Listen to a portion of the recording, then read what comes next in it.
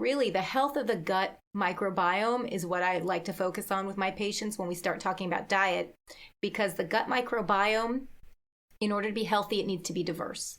And in order to have a diverse gut microbiome, you need to feed it plants. You need to feed it a diversity of plant fibers.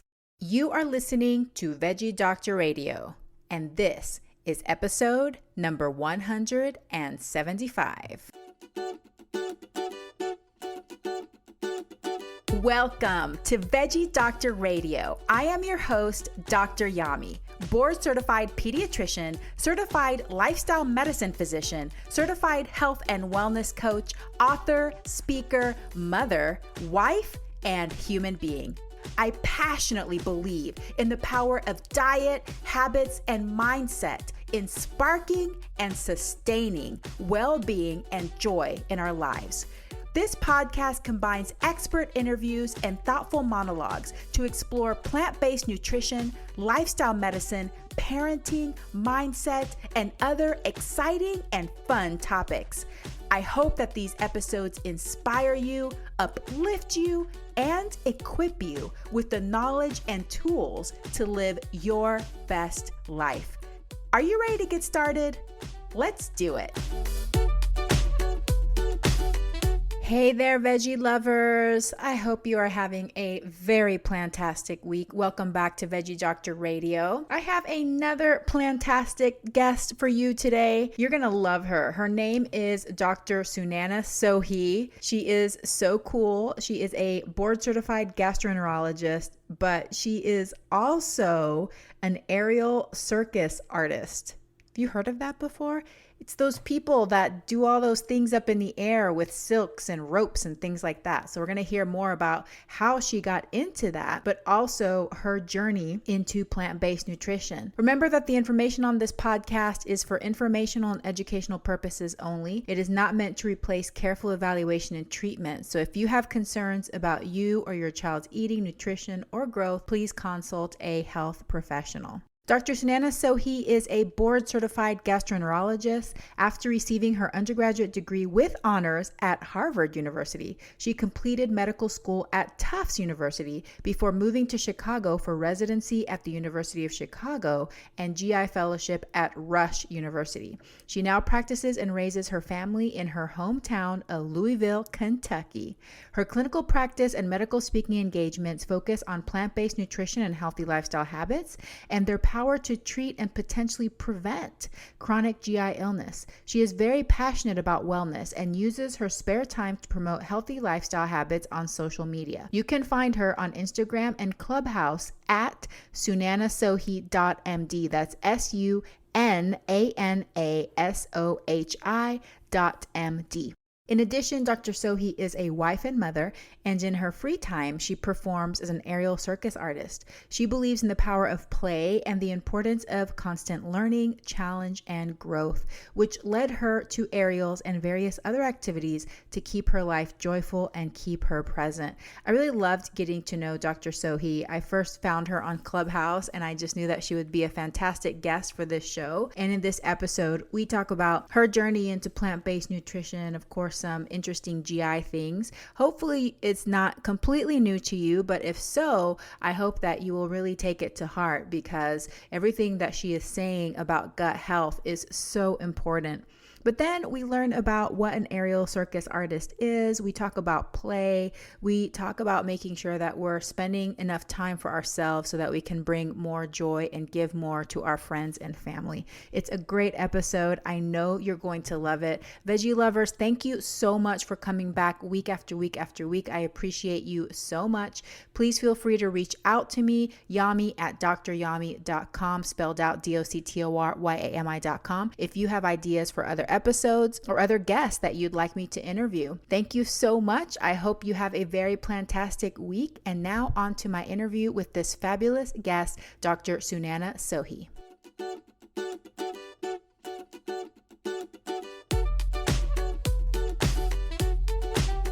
Dr. Sunana Sohi, welcome to Veggie Doctor Radio.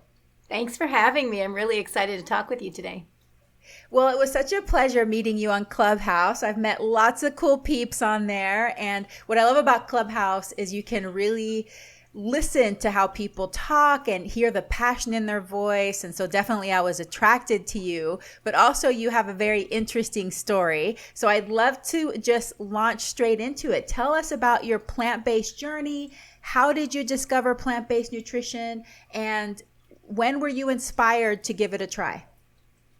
Well, it's a great question. So I became vegetarian probably about 20 years ago or so in medical school. And I became vegetarian for ethical reasons first, for animal compassion.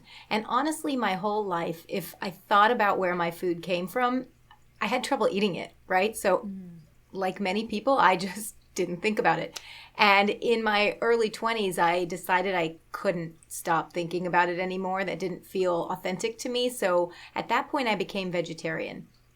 And I was vegetarian for many, many years and only became 100% plant-based more recently, as I realized that being vegetarian really wasn't 100% compatible with my animal compassion as well.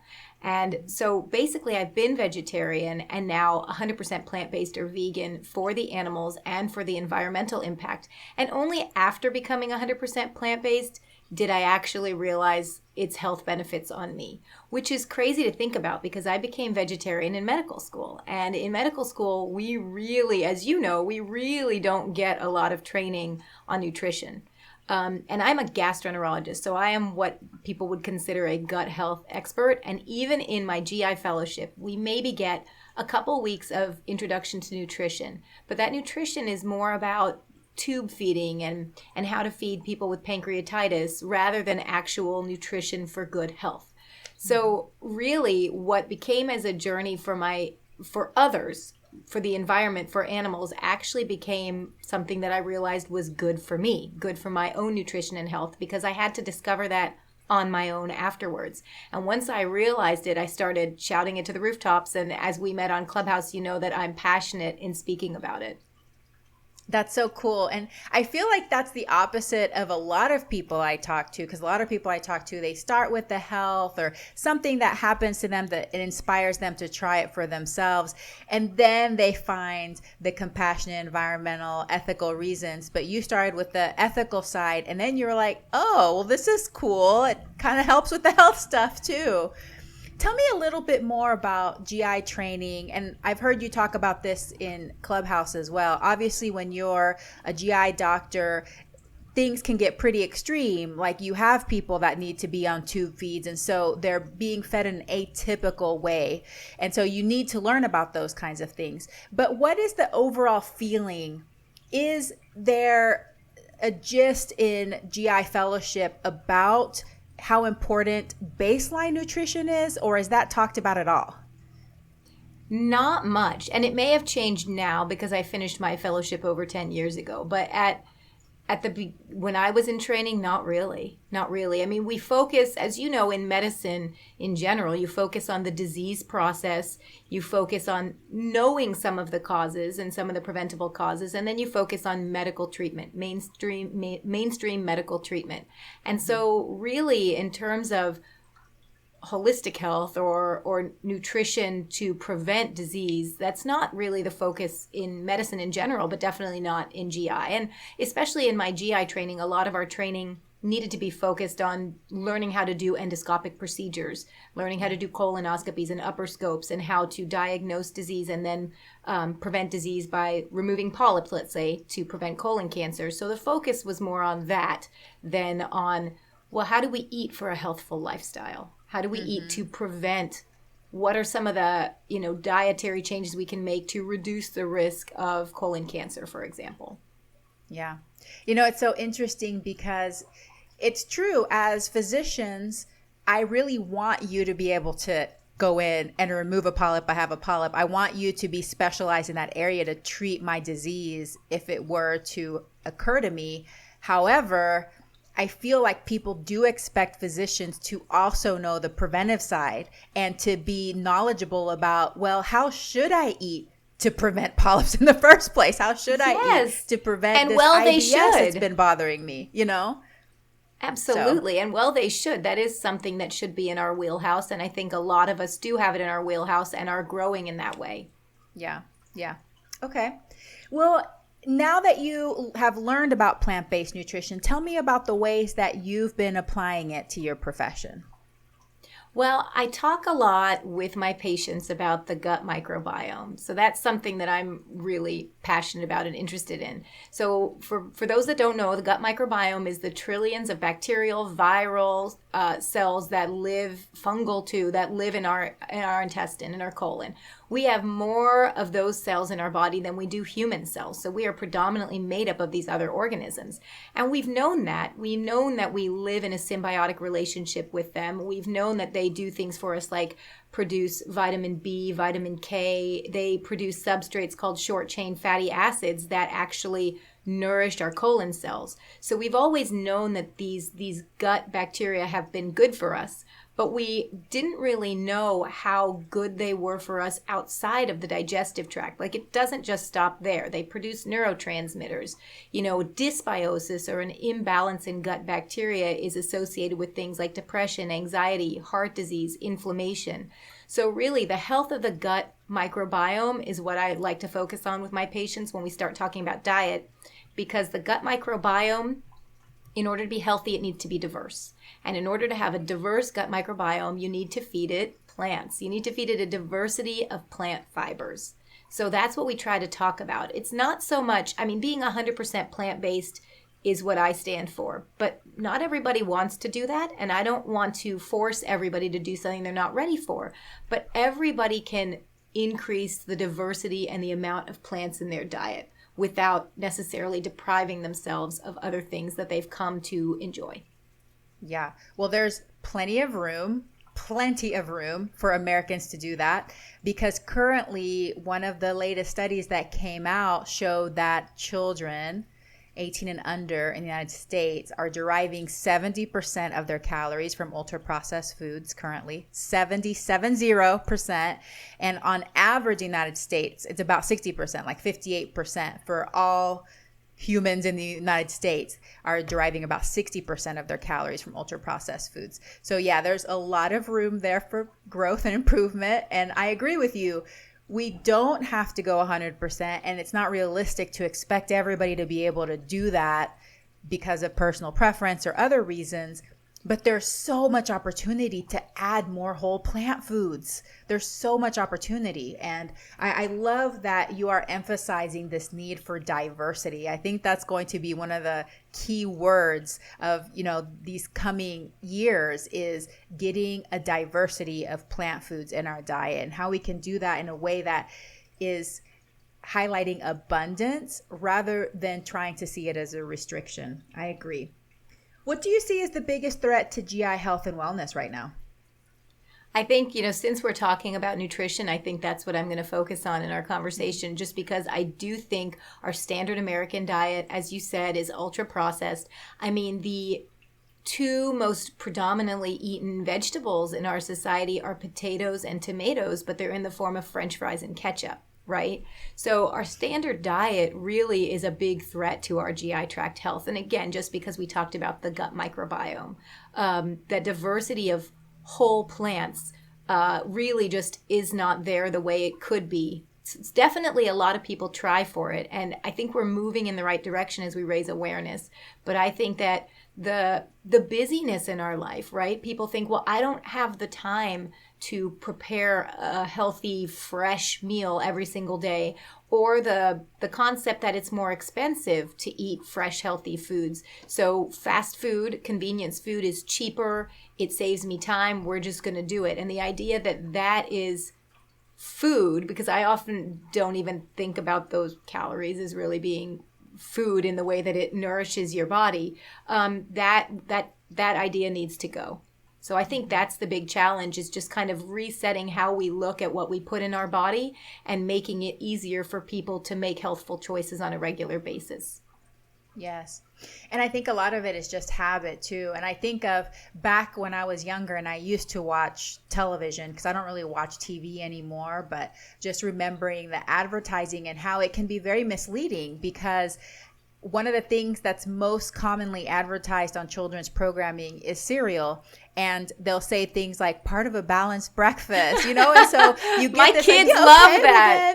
Well, then, it must be good for me if they're saying it's got whole grains and, it's part of a balanced breakfast. I want balance in my life, and I could So see great. busy moms that may not have the knowledge thinking, well, this is probably a good thing for my child. They like it. It's easy to buy. It's easy to prepare. So it can't be that bad, but a lot of those cereals are ultra processed. Like you can't even, if you wanted to, you couldn't even attempt to make it at home. Like things like and the puffed sugar grains. content, right? Yep. That and sugar all content the things in that them are added to it. So I'd love if, we talked about the importance of fiber and the diversity of different plant fibers, but are there other things that you'd like to comment on in ultra processed foods that could be damaging to our gut health? Well, I mean, there's a lot of additives, right? I think the media is now starting to take note of a lot of the additives in food and the food coloring and things that are just bad for us in general. I heard a quote somewhere which I loved, which was that, real food doesn't need makeup, right? You don't need to have red 40 and, green 30, whatever in your food. Real food is beautiful and vibrant just as it is and doesn't need that extra makeup. So I think the additives also are a problem. Yes. I recently, well, it wasn't too recent, but a couple of years ago discovered that for a lot of pickles, they actually put food dyes in there. So the ones that are shelf stable, in order for them to look, I guess, I don't know, more yellow, they put yellow food dye in there. And like, does anybody really care what color their pickles are as long as they taste good? And so it's one of those things that just made me realize, wow, it's just, we have a habit of doing these things to food because we assume that it's going to make people like it better. But I feel like the pickles without the food coloring actually taste better to me and are more crunchy. So I don't know why they do that. So it's interesting. It's just in so many different things. Where do you find in your profession in gastroenterology that plant-based nutrition has the biggest impact? Is there a disease process or a type of patient that you've come across where applying the concepts, applying the principles of plant-based nutrition really has a big effect? I think there are several. So one, in my patients who have colon polyps or a family history of colon cancer, or even in some of my patients who have colon cancer themselves, and we're seeing colon cancer in younger and younger people. We've dropped the screening age to 45, but I just recently, a few weeks ago, diagnosed a 40-year-old with colon cancer. She had some symptoms and came in, and there it was.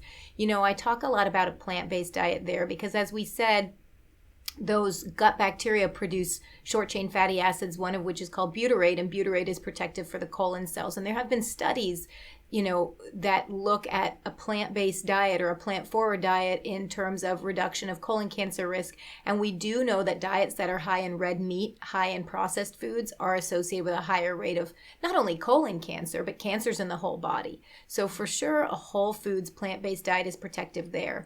I also talk about plant-based diet in my patients who have what we call bacterial overgrowth. So there's a subset of patients with bloating and abdominal discomfort and diarrhea who end up having what we call bacterial overgrowth, where the bacteria move into the small intestine and can kind of wreak havoc. And so we talk a lot about, well, how do you nourish your gut bacteria? How do you bring that balance out towards that diversity, towards the bacteria that are better for you, that don't cause these symptoms? And again, a plant-based diet, plant diversity is really important for that. There was a study looking at plant diversity, right? Because we're not talking about everybody being 100% plant-based. We're just talking about increasing diversity in plants and trying to increase plants in your diet. So that study looked at people who ate 10 or fewer different types of plant fiber per week and compared them to people who ate 30 or more different types of plant fiber per week. And they found that the people who had 30 or more different types of plant fiber per week had a more diverse and healthier gut microbiome. So that magic number is 30. And that 30 can be a game. It can be a game with your kids. It can be a game with your family, a game with yourself. 30 seems like a daunting number, but it's actually not as hard to achieve as you would think if you're thinking about including grains, beans, legumes, herbs, and spices into that 30. 30 can be achieved pretty quickly and it's not as difficult as it seems.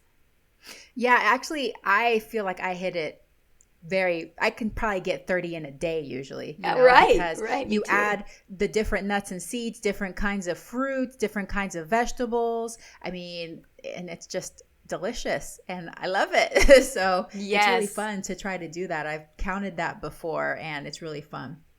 And now for a very important message.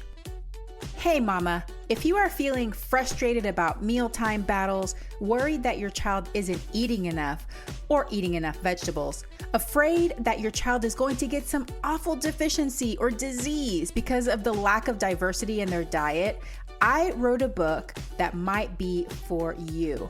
A Parent's Guide to Intuitive Eating, How to Raise Kids Who Love to Eat Healthy is available in paperback, ebook, and audiobook through all major online booksellers. Did you know that most children are born with the innate ability to eat the appropriate amount of food to satisfy their hunger and support appropriate growth? Despite this, parents are still anxious and confused about how much and what to feed their children. In addition, many children are labeled as picky eaters or develop behaviors such as hiding and sneaking food. There's also a growing epidemic of dieting behaviors and eating disorders beginning at alarmingly young ages. In my book, you'll learn the 5 pillars of healthy eating, how to apply intuitive eating through all the stages of development, lifestyle habits that support healthy eating and body image, troubleshooting and problem solving for picky eaters, overeating, and dieting behaviors, how to create and foster a healthy body image in your children, how exploring your own body image and relationship with food will help raise an intuitive eater, and what foods to offer your child at different stages of development. A Parent's Guide to Intuitive Eating, How to Raise Kids Who Love to Eat Healthy, available in paperback, ebook, and audiobook through all major online booksellers. Are you ready for a fresh approach to feeding your child? For more information, visit dryami.com/book. And now, back to the episode. Well, that's really interesting to hear that. Does it frustrate you? And, we talked about at the beginning how fellowship and obviously medical school, residency, we don't get a ton of education on nutrition. I'm assuming that you have GI colleagues that probably don't know very much about plant-based nutrition or maybe don't think it's as important. Do you get frustrated about that? Do you encounter that a lot? I'd love to hear your experience in this area. Yeah, sure. So I encounter it a lot.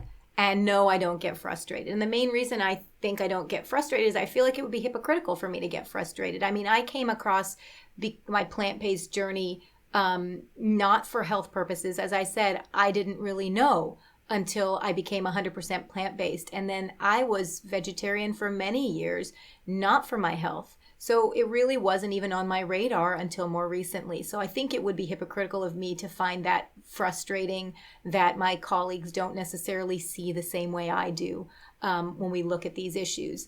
I also feel like change is going to happen more if you lead by example and you lead without judgment.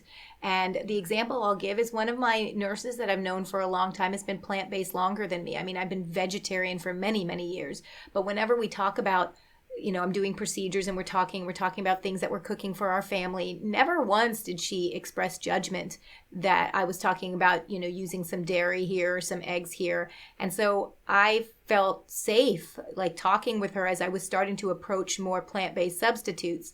And as we both now, now that I'm 100% plant-based, other members of our endoscopy center are also becoming 100% plant-based. And it's really cool to see. And I don't think that would have occurred had she and had I approached it in a judgmental way, like, well, this is wrong and I can't believe you're doing this. I just don't think that's how change happens. And so yes, I encounter it, but no, I don't find it frustrating. And I just try to lead by example and lead my best life. And hopefully people see my best life and think that looks pretty good, and that they're inspired to make some changes on their own. I love it. That's so beautiful and such a great way to think that also lowers your stress level as well. So hopefully it'll contribute There's to enough your stress longevity. in this world already, right? There's enough For stress real. in this world already.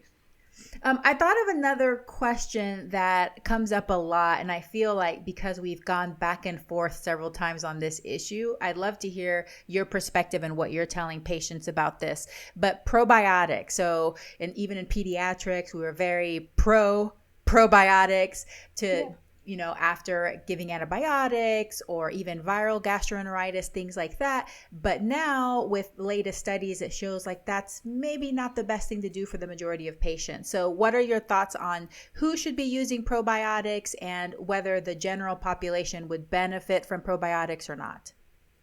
Yeah, so that you're right. That's coming up a lot more lately because we always thought about probiotics as being, good bacteria for the gut, right? So I'll just pop a probiotic and then eat whatever you want, right? And that's definitely not the way to do it. There aren't a lot of great studies to support the use of probiotics in general. There are some specific studies for specific probiotics for specific things. But sometimes people will ask me, even friends will be like, do you think I need to take a probiotic? And I'm like, do you have any problems? And they say no. And I'm like, then probably not. You don't necessarily need to have a probiotic for general health and wellness. If what we are doing is taking this probiotic because we want to increase the good bacteria in our gut, I got a better way to do that, and that's by eating a diversity of plant-based fibers, right? Those are your prebiotics. Those are the good bacteria, or the good stuff, the food for the good bacteria that's then going to grow on its own. If you're going to spend money on something, and we talked about how people can perceive a plant-based diet's really expensive, I'll tell you that I'd take that $30 a month that you're using on this probiotic and put it towards nourishing food that not only gives you the prebiotics that you need for your bacteria, but also all the phytonutrients and other good things for you. Mm-hmm. I love it. Yeah, and I feel like that's what I've been hearing from a lot of the GI doctors, and that some of the studies are showing that whenever we're purposely taking probiotics, that it's actually decreasing the diversity of microbes in our gut rather than increasing it like we think they are. So yeah, it's something to definitely consider and think about, and focusing on eating those whole plant foods and also fermented foods, which is one way to get natural probiotics in there. Absolutely. And that said, if I have someone telling me that they've been taking a probiotic for years and it works for them, I certainly don't tell them to stop. What works for you, do it. It's pretty low risk. Okay, so I'd love to transition now to a fun topic, which is being an aerial circus artist. So tell me, first of all, what is an aerial circus artist? How did you become one? Tell me the whole thing. Okay. So, we were talking about stress, right, earlier, and, stress reduction is really important. And part of the way that I find stress reduction in my life is by being physically active and being playful. And so for me, doing aerials is a big part of that. So what aerial arts are, it's a circus art, right? So it's where when I'm doing is I'm climbing up either the silks, which are the ones that look like curtains, or an aerial rope, and inverting, going upside down, doing all sorts of poses. Basically, it's like a dance in the air. And it is very physically rigorous. So I feel like I got a good workout afterwards. It's very good for the brain because we talk about fabric theory, where you have to think about, well, where are you in the fabric at the time, and how do you unwrap yourself so you don't get tangled and stuck, I don't know, hanging by your neck up in the air, right? So it's very good for my brain too. And, studies have shown in terms of prevention of dementia that new physical activity is actually more important than doing crosswords and Sudoku. Like, doing new physical activity and learning new skills is really important for brain development. So it checks all my boxes for, physical activity, good for my brain, and also just fun. And in addition, it's time with my family, because my whole family started doing this as well. So the way it started, my daughter, when she was about 6, was invited to participate in a local circus that we have here, where the kids do a static trapeze. They just get on this trapeze. It's very low to the ground, and they do little poses and hold it to the music. And it was amazing. And as I watched her practice, I saw some adults off on the side kind of doing some of these other things. And I looked at them and I'm like, wow, these women are incredible. They're strong. They're all different body shapes and sizes. And to me, that's really important as well, because being healthy and fit is not about looking a certain way. It's really about being strong in your own body and seeing what your body can do. And so when she started taking classes, there was an adult introductory class at the same time. And I said, I could sit here and just scroll on my phone while she does her class, or I could get up there and learn myself. So I started doing it. And then as she and I did it, my husband started picking up juggling. My son started picking up ball walking, where he walks on this big globe. And so now we're a family of circus freaks. But it's really fun, new stuff, good for our bodies. And it's something that we can do together as a family. So it's really fun. Wow, that is so cool. Y'all could put on your own circus. So have you performed for the public before? Yeah, so I am with a circus, a local circus called Turner's Circus, and there's another circus that my daughter and I have performed with called Cirque Louis. So there's believe it or not, there's like circus communities everywhere. You just don't know about them, right? So yeah, I do perform. Wow, that's so cool. Well, I'll have to say that for my 40th birthday, I had a girls' trip and we had like a whole weekend, and my friend surprised me with doing one of those aerial things, and it was so hard. I could barely like lift myself on the silks, and I can imagine it takes a lot of practice, a lot of dedication. You really have to build your strength up. And I can't even imagine getting to the point where you actually have to think about visual spatially where you are, because that's definitely not one of my strengths. Like I cannot do geometry, or organic chemistry was a nightmare for me. So I just love, how is that the opposite of that? Yeah, I but love it's so that you cool. did that. It's so great. And it builds up over time, right? It builds up over time. And I think, honestly, when people think about being strong or being fit, really what you want to be able to do is manage your own body in the world, whether in this case it's climbing or running or walking. There's a tendency for people to want to lift heavier and heavier weights and things like that. And I get that that's an endorphin rush too. But really what I want to be able to do is have mobility in my body, to be able to move my body safely without pain, and to be able to haul my butt up a silk, You're like, I just want to be able to haul my butt up a silk. It's just like, to be able to climb your own body, right? It's not, I'm lifting body weight. I'm not lifting 40-pound weights or anything. No, but it's really, really hard. I just want everybody listening to know that it's not as easy as these performers make it look, because graceful and beautiful, and you're just, doing your spins and stuff, but it requires a lot of strength. So that's really cool. How often do you practice? I practice a couple of times a week. COVID has made everything more difficult. So there's a really great community at our gym, and I've just peeled back from that because of being indoors. And so I mainly practice outside when I can. That's so cool. Well, let's talk a little bit more about play. We've talked on the podcast about play before, but I think it's such an important concept. So how do you define play, and how has it impacted your life? I feel like play is anything that when you're doing it, you feel joyful and you have that flow where you're immersed in it. And so for me, I think I've always had that as part of who I am, even before I experienced the circus arts. Even when I'm running, or, it's not about goals. It's more about being present and just like feeling like vibrant and alive and like a kid. So I feel like I've always gravitated towards things that make me feel playful in my life and things that bring joy. And I that really is good for youth. It's good for reducing stress. And I think it's just so important. And it's something, you think about how many times kids laugh in a day and how many times do adults laugh in a day. And it's vastly different. And we with all of our responsibilities and all of our busyness, we end up sometimes taking ourselves too seriously and just forgetting to take moments to really enjoy things. And I think that's very important. So important. Did you ever encounter a time in your life where you like deliberately had to include play because you felt like you were getting too serious?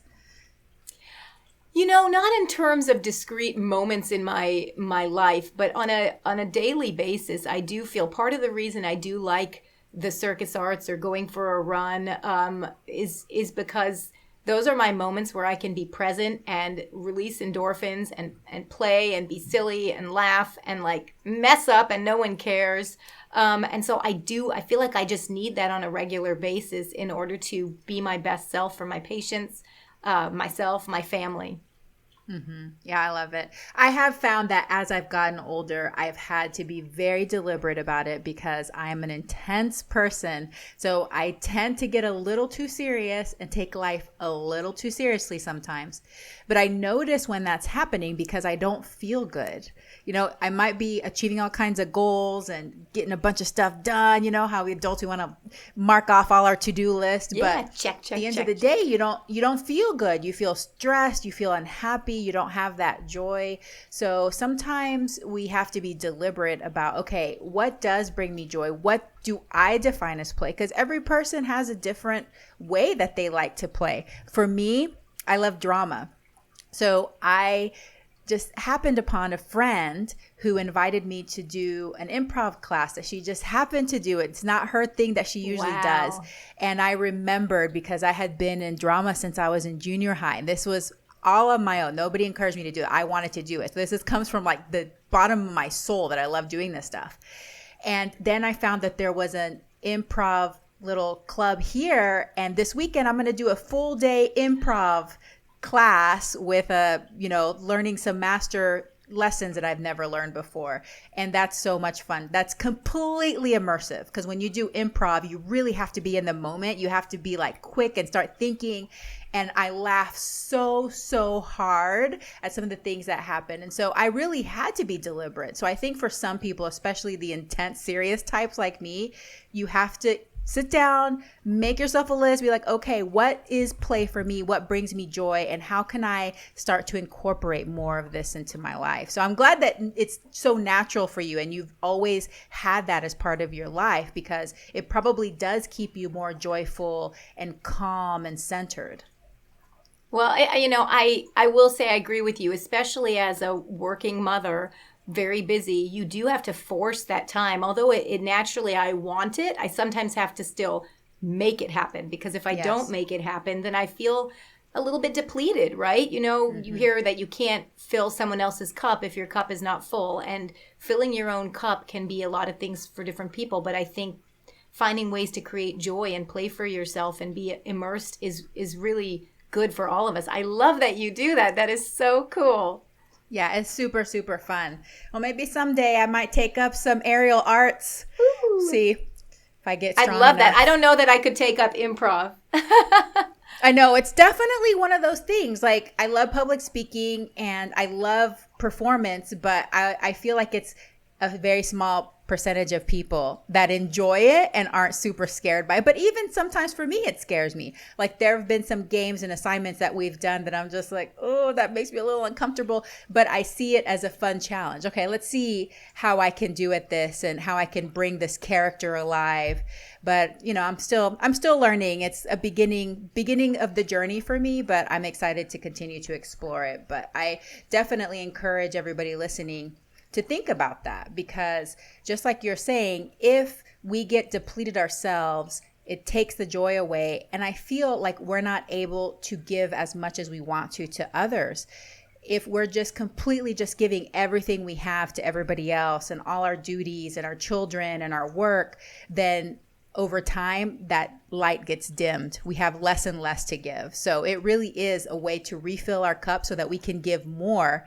And I like to put it that way because some people are so selfless that they're like, well, I don't need any time for myself. Well, if you want to give more to others, then you do need some time to yourself to do these things. So I'm glad that this is something that you're passionate about because it's so important, especially in this day and age, and especially with COVID and everything that's been going on, all the responsibilities that we have. What do you wish more people knew? About anything. Life in general? the secrets of the universe. The secrets of the universe. I think I myself need to work on taking things a little bit less seriously. I know we talk about play, but like you, I am, driven type A. And so I incorporate that intentionally. But I think we my husband talks a lot about space because he's a space nerd. And when he talks about space, I am reminded about how small we really are. And not in a bad way, but just in a way of like this one little thing that happened to me yesterday that's got me all worked up. Not really a big deal in the grand scheme of things. So I think it's really important to step back and remind ourselves that really these things that we think are a big deal that cause us so much stress on a day-to-day basis, being late here or whatever, the little someone said something to you, in the end, those things really don't matter. They really don't. So perspective, I guess. I got to work on perspective. I think that's good for everybody to work on. Yeah, and that's exactly the word that I was going to say, but you said it before I did. Is perspective is so important. Recently, I live here on the West Coast, so I live in Washington State, and we have fires every summer. It's been really hard because recently I've been so negative because we have a fire that's very, very close to us now, and so it's been weeks now of smoke, and sometimes you just want to think about just yourself and everything that's happening to you. But really, if you widen your lens and kind of zoom out and see really in the grand scheme of things, things aren't that bad. I have shelter, I have food, I have a warm place, comfortable place to sleep at night, and this will pass. So I think it is important every once in a while to realize that even though these little thing, our little life, our little bubble seems like it's everything, it's actually not. And whenever we zoom out, it can bring us relief, it can bring us comfort, and sometimes even that gratitude that helps bring us that peace and joy that's really important in life. Well, I'd love to know what personal habit you're most proud of and why. I think that I like to continue to grow. I like to continue to learn things. I told you I picked up this circus arts recently, and I'm doing other things, and I picked up the ukulele, and I'm not going to sing for you today.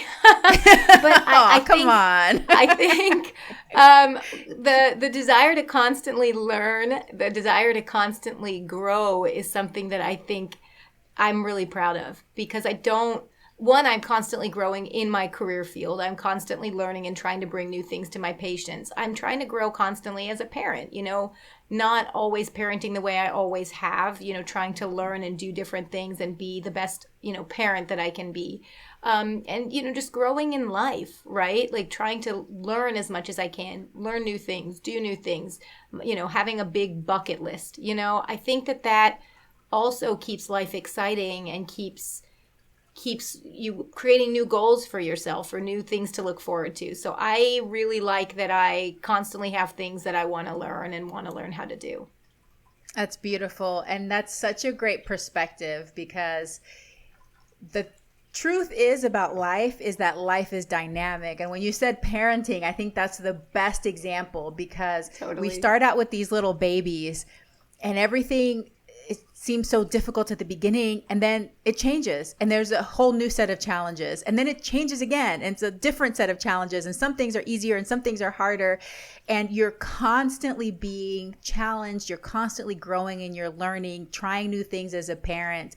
But if you try to approach it from this perfectionistic standpoint of I'm just going to be the perfect parent, it's not going to feel good. It's more of that growth mindset of, okay, this way didn't work. Let's try this way. And now that your child is older and they can do this, how about we incorporate that? And it's really fun whenever you approach it that way, from that growth mindset. So it's beautiful that is your, one of your characteristics that you really value, because it's so important in life. Well, Dr. Sohi, this has been fabulous. It's been great to get to know you and learn more about your journey, your career, and your aerial circus art. So fun. I know my listeners would love to connect with you and learn more about you. So tell us where we can find you. I'm on Instagram at sunanasohi.md, and also on Clubhouse at the same, sunanasohi.md. And I'm on there usually talking or posting about different plant-based tips, GI tips, and then some circus stuff too, because that's what brings me joy and I want to share it. Beautiful. Well, thank you so much for everything that you do. I loved getting to know you, and I'm so glad that I found you on Clubhouse. So thank you for everything, and I hope that you have a very plantastic day. Thank you. You too. Hey, veggie lover. I hope that you loved today's episode. Will you take a second and do me a huge favor? Please subscribe to my podcast so that you never miss an episode. You're the reason I'm here, and I want to share it all with you. Thank you for listening, and have a plantastic day.